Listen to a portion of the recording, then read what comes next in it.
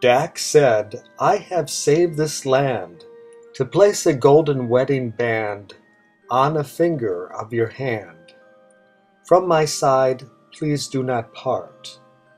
From the dragon I did not flee. The king broke his promise to me. To save you all, I did agree. I finished what I did start.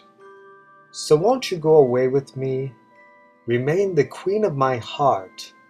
Never break my heart apart.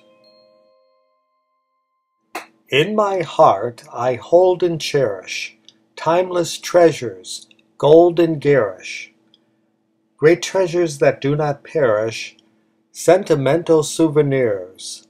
I have the joy of knowing, if my love continues growing, my heart may be overflowing with mementos stained with tears. Magical moments keep going, gleaned from all my days and years. My true heart has hope, not fears. Mirabel looked at him and did pause, evaluating all of his flaws. You escaped from the dragon's claws, as I can mostly plainly see. That dragon, the dragon that filled all with dread, has been killed, or it has fled. But I may not want you to wed, although you may want to marry me, and to sleep with me in my bed. To marry you I did not agree, and I do not wish to flee. Your great love for me is true, so what am I willing to do? Is to play a game with you? Win and we will marry today. My cold heart you will inflame. My wild heart you will then tame. Change of heart is its name. Read these rules and we can play this original new game. Lose and you must go away. Win and with me you may stay. His decision was no surprise. Dax was tired of King Shub's lies. To her challenge he then did rise. Princess Mirabel then did say, deciding to play was a mistake for you. There's too much at stake. If you lose, your heart will break. To you the rainbow will look gray. Carefully choose every move you make. Win me in this game you now play, or you will have to sail away. They played the change of heart game until the end finally came. Their lives would never be the same. Princess Mirabel did lose. She said, this game you have won. Then we played just for fun. That little game is now done.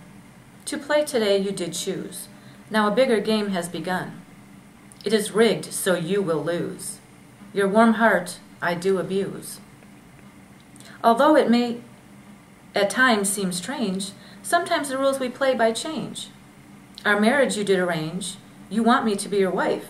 You treat me with loving care, but we make an unsuitable pair.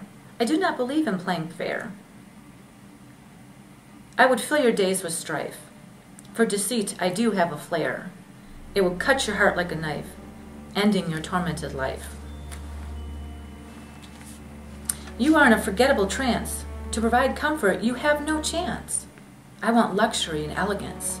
A privileged person am I. I know that everyone would agree in status you are beneath me, as anyone can plainly see.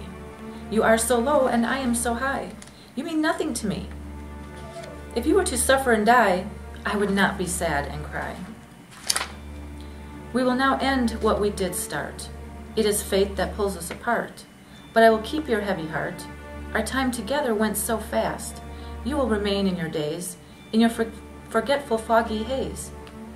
We must go our separate ways. We knew our love would not last. You will miss me all of your days. The die now has been cast. You have no future and no past. He seemed now to be filled with dread. He would not have her to wed. Holding back his tears, he said, how could I have been so blind? You teased me playing a game like a breeze, teasing a candle's flame. Upon fate's finger you place the blame. You take my heart and leave me behind. On me, your project, your shame. You project your shame. Please search your cold heart and find ways that you can change your mind. She said, I have for you some bad news. To reject you, I do choose. Even when you win, you lose. Perhaps now you finally see, no matter what you do or say, no magic can make me love you. Even though your warm heart is true, I will ignore your loving plea. I will find a love that is new. Tear yourself away from me. From this island kingdom, flee. Princess, do not push me away. By your side, I do wish to stay. Please do not wish my wish away. Do not leave my life empty. A sharp-edged void lies deep inside, a sharp-edged void so deep and so wide. My emptiness I cannot hide. My vacant stare you do see. I have lost my dear princess bride, lost like tears dropped in the sea. Away from you I must flee. Dax listened to what she did say. Her heavy words he did weigh, and so sadly he did walk away, away from her beauty and her charm. He was damaged by her disdain. He seemed filled with sorrow and pain. Tearing away from her was a strain, for him a cause for alarm. The shadow she stood on did remain. She had inflicted much harm. She draped his shadow over her arm. She had thrown away her chance for a meaningful romance. Over her shoulder she did glance at the clean, sparkling blue pool. In it a black swan did swim in wide circles near the rim. The odds of a black swan are slim, but it was there in the water so cool. A natural caprice or whim. She had thrown away love like a fool who was badly taught in school. Leaving Dax's spirits low, seeds of rebellion she did sow. Watered with tears they did grow, for a great many tears were shed. Although enchanted by her spell, Dax had lost Princess Mirabel. Thus he understood full well, hand in hand they would not wed. Dax was left empty as a shell. To her chamber Mirabel fled. She put his shadow beneath her bed. The serving woman knocked at the door, entered and walked across the floor. She carried tea that she would pour. Mirabel looked at her and said, I do not wish to drink your tea. Your deadly drink is not for me. To save my life, I now would flee. Your dark drink fills me with dread. To drink death I do not agree. I reject death, choosing life instead. Those who drank your tea are now dead. It is not tea, but death you bring. But have you seen my lost earring? It is a beautiful gold thing. The earring could be far or near. I cannot find it anywhere. Do not just stop and stare. Help me find it. Have a care, or I will give you cause to fear. It was hidden by your hair, Weisisa said. It is here. Your earring is in your ear.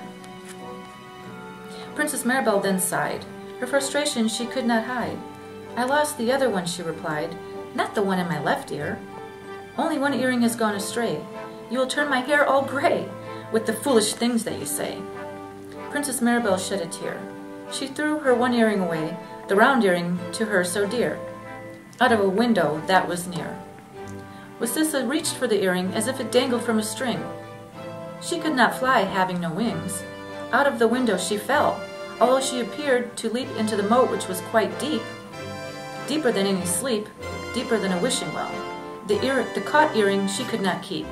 Soon the king would ring a bell, tolling Weisisa's death knell. Mirabel did not miss at the foolish servant who did fall. She walked over toward the wall and reached up to a wooden shelf. The unicorn horn she did place on a cloth of ornate white lace. In a mirror she saw her face. She spent time looking at herself, admiring her beauty and her grace. She loved to look at herself, her image, not her true self. Here in the mirror before me, I look closely and I do see reflections of what it used to be. What happens to time we spend? For lost yesterdays we do yearn. Youth departs never to return. Day by day we live and we learn to tend to our wounds while we mend. The wheel of fortune does turn. Mirror, will you remain my friend, or am I nearer to the end?